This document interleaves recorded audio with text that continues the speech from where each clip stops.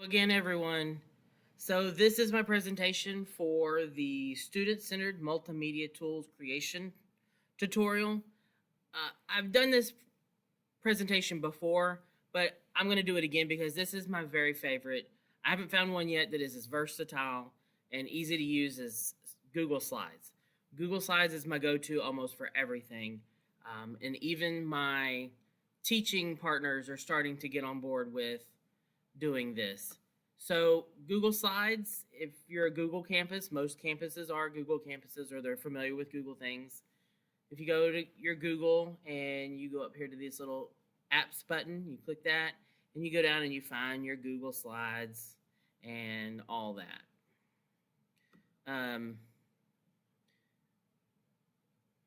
When you get on to Google Slides, it is super simple. It's like a blank canvas, if you will. The students with very little interaction or instruction, they can get on here and add pictures. You just kind of have to show them what to do for pictures. Click and add a title. They are familiar with that. They can click and type in anything they want. We're just gonna do a real quick sample here. Washington, D.C. And they already know how to do this. I don't know where they learned it from, probably just from playing around with it. I was going up here to click insert image, and I was coming down here. They taught me another little trick. If you click right here and search the web, and it brings up a little Google box right here. And you can just search in any pictures, and you click on it, insert, and it throws the image right into the document. There's no having to right click, copy, paste. We're starting to learn how to resize our images, and all those fun things. And they know how to add new slides and add all kinds of stuff in there. They're experimenting with changing the background. I'm going to show you in just a minute a couple of these things that they have done. The one project I wanted to show y'all, right before Christmas, we had wrapped up the Texas Revolution. Texas has won its independence from Mexico at the Battle of San Jacinto. When we came back, there were 9 people that were important during the Texas Revolution. One of them was Susanna Dickinson. There was a whole list of other people, and we just didn't want to read an article about 9 people because that was boring. So we went and did a project. So I divvied out the 9 different people into groups of 2. Some had a group of 3, just depending on the size of the class. And I gave them a person, I gave them an article, and they had to read the article and turn it into a slide. And they had to be the expert on this person. And my requirements were there had to be a minimum of 3 slides, no more than 6 slides, which was 2 slides per thing. They had to have 1 slide that talked about where the person was from.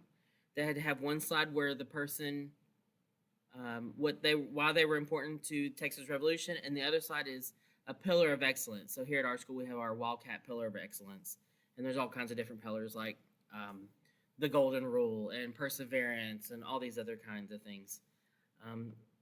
So here's the first slide, and they put the background as a picture of Susanna Dickinson, and they titled it Susanna Dickinson, and you can see the same thing. And they told me, they gave us where she was from. The next picture, the next slide, makes them important in Texas Revolution, talking about Susanna Dickinson and the runaway scrape. And then finally, what her pillar of excellence was, and they had volition. I wasn't really super focused on spelling because we get too bogged down in those types of things. And not only did they have to create this, when everybody was finished, they had to present these projects. So I would pull them up on the big screen here in the classroom, and they stood up at the classroom, and they presented each of these projects, and they did an amazing job. Even the kids that were incredibly shy. My co-teacher, my RLA, my Reading Language Arts teacher, they're doing text features and structures, as you can see up here by the title, and they created a magazine on an animal. So they did a research project, and before they got here, they had paper graphic organizers and things that they had to pull all their information together. But then the final project was to create a magazine, which was in slides, and they had to go through, and each page had different activities. They had to include pictures and captions and fun facts and all that fun stuff like that. And we go through, and at the very end, they even included a glossary and an index. So once they were all finished, we printed it out in color and we laminated it and created a magazine. I'm telling you, they went bananas. They absolutely love this. And there was not a big learning curve to all this. I think the biggest thing that they struggled with was resizing the pictures, and that's something we've been working on. But there we go. That's many of the reasons why I love Google Slides. It's a blank canvas. It's easy to use. It saves automatically. You don't have to worry about saving and blah, blah, blah, blah, blah. It saves right to your Google Drive. Even if you forget to name it, it still saves it. But you're going to have to come back and rename it anyway, because if you don't, then you'll have no idea what's going on. But you don't even have to worry. So if you're on the fly and you're trying to create something and you run out, or even the kids. So, okay. Thank you very much.